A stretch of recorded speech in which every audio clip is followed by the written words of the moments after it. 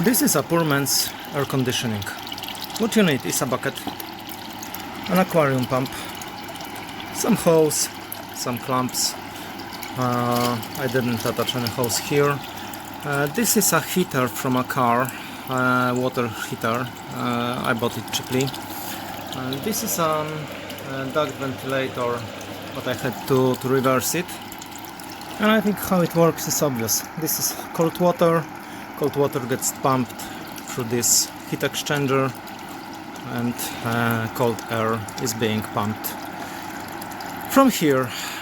Total cost you will see on the screen. Does it work? We will see.